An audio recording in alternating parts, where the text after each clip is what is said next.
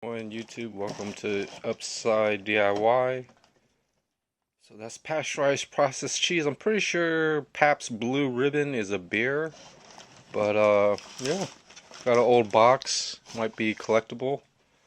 So I've got other boxes, old boxes, but I'm using them for sorting out a few things, mainly my DIY stuff with bicycles or like camping type of situation.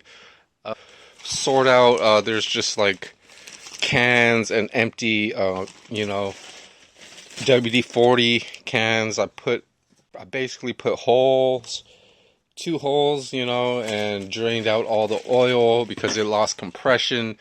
But there's, probably 3 bags of papers and, paper bag and things and stuff that is already in bags and stuff that are pre-sorted. I just move them to a better, um, you know, uh,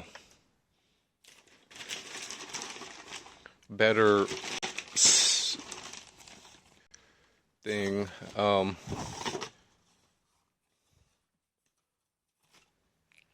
So I put the inner tube from my last video. The cans are still here. So I'm trying to pretty much not get too confused and just, put the good stuff to the side. I put the inner tubes in one bag, things like that.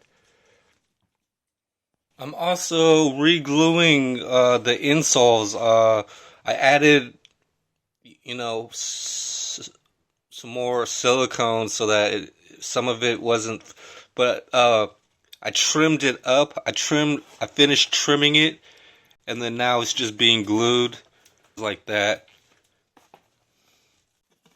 So it's at the right size fit, and pretty much how I did that was I actually used the insole that I have, and then I cleaned up a few of these pizza boxes, scraped off the cheese or whatever, but I basically outlined. I used the good insole, the one that I know that goes in the shoe, which is this red one, and then I traced it on the other insole, and then I trimmed it up and cut it out. So, but I left a little bit of space and things. These insoles are a little bit still wet, so I could actually put them inside of the shoe and things like that inside the boot. And I kind of did this maybe 8 hours ago. So, during the gluing process, it didn't fully cure and things, but, I'm going to be, and also I made like different slits, kind of like, to basically let the material fold, and when there's pressure, so it's not as rigid as a flat piece, but it's going to be pretty much 3-dimensional, and giving more support. So I could actually add a lot more silicone, or finish these up, get the boots out, and install these while the silicone's still wet. So I'll be finished with the insoles, and then I could just weatherproof pretty much weatherproof the outside. It's really tough boots, so it's not a bad way to use my last tubes of silicone and liquid nail. I'm gonna smoothen out any excess and things like that.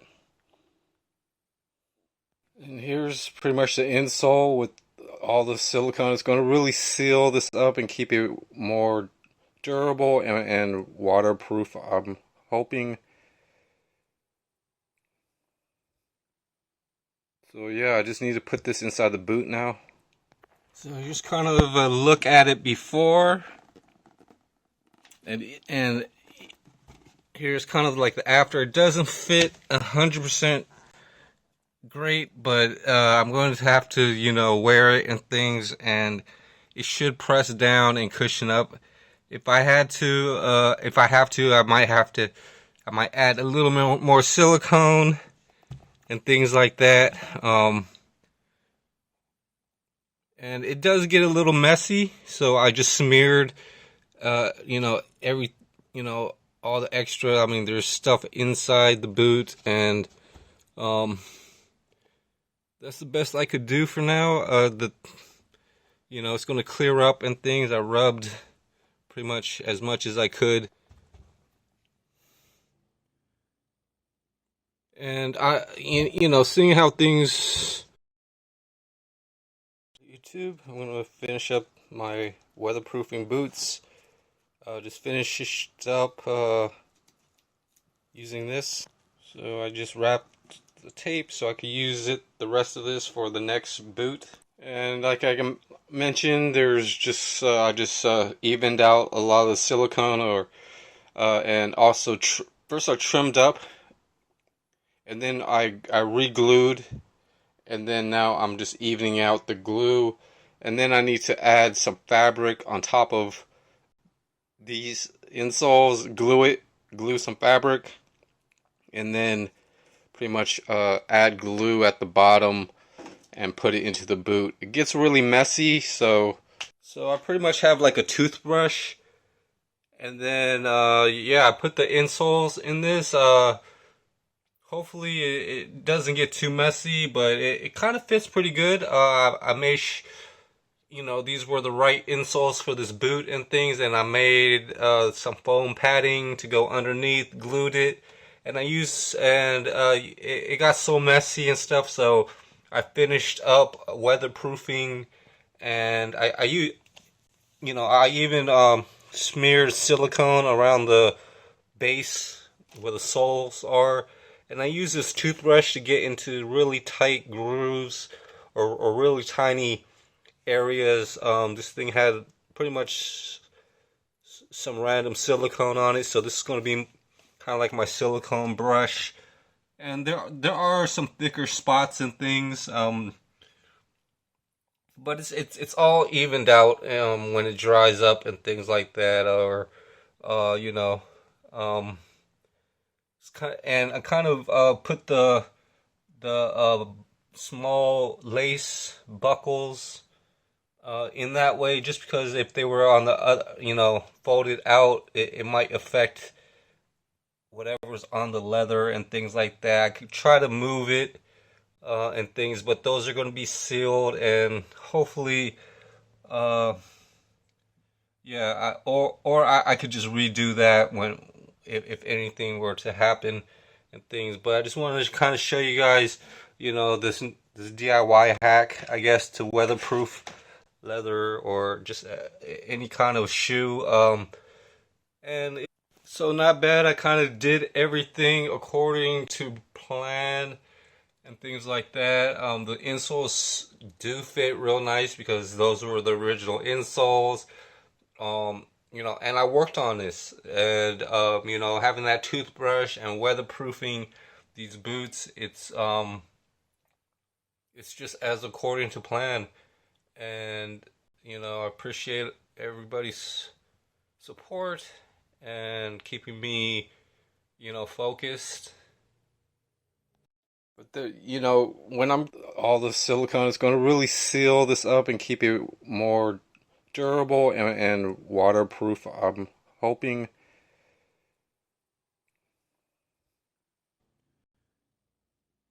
And seeing how things, I might have to, how things are progressing. I might have to put the insole on the other boot. I mean, the fabric on top, or actually, I'm actually going to find some fabric. I'm probably just going to smear and even this out, and then I actually need to put the fabric on this first, and then put it inside the boot. See how it's just. How's it going, YouTube? Welcome to Upside DIY. So I'm just finishing up some of these both my insoles. The boots are kind of like right there, so just to remind me, and basically washed it and glued on, cut out some templates, glued on the foam, and now I'm just trimming it up. The top insoles are pretty much completed. I also cut a few because when this goes in the shoe, it could actually add some more support by bending up a little bit, and I marked, I kind of looked over where it may need some of that, some extra cushion on towards the side. So, and also I cut the foam, but I mainly started with this piece just because I know that it fits into the insole, and it's going to be more easier to match up with the other one. I traced out the same dimensions, like a rough dimension, and this one's going to be a little different. I was hoping to keep some of the bottom support in, but it looks like it's not going to really be that way. It's just going to be really flat and things, and I'm according to the outline and things, and I want to follow the outline just because, but I'm going to give it a little bit of an extra, quarter of an inch or something, just in case it's a little bit larger of a boot. But then, so as I mentioned, so I traced both of the insoles the best that I could, and I started to just pretty much finish up and trim off as much as I can. I'm going to use some regular cheap silicone to finish up the rest, and then put this inside of the boot, and then finish working on that. But just wanted to show you guys before I install the insole, and even on this side, it's going to have a little bit of a cushion or a lift to bend and mold a little bit better, or give support a little bit better. But as it's going to be coated with silicone all on the bottom, and then I'm just going to stick it in the shoe, put my foot in it, make sure everything's pretty much flattened out and things. I could maybe test it before I add the glue and things like that. Some of the pieces I could have, I would think that it's a little bit off and things. I could have left it on and been a little bit more careful and things.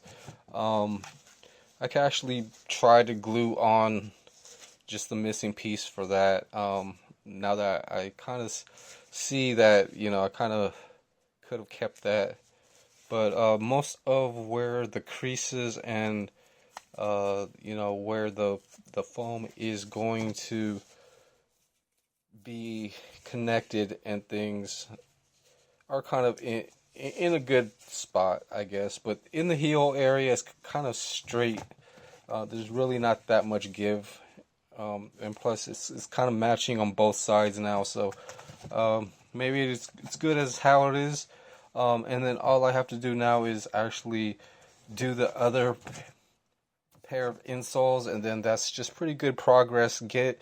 Taking off a lot of the excess material and figuring out where's the best kind of line, I would say. And so yeah, just wanted to update that part. And I could just use regular scissors, or I have like a handsaw. I don't want to contaminate other areas in the kitchen with that type of stuff. That's why I try to clean up as much as I can and keep things organized. I want to try to get some like clean like padding or cardboard and make layers of I just want to lay some cardboard on top. Then I could put some more pots and pans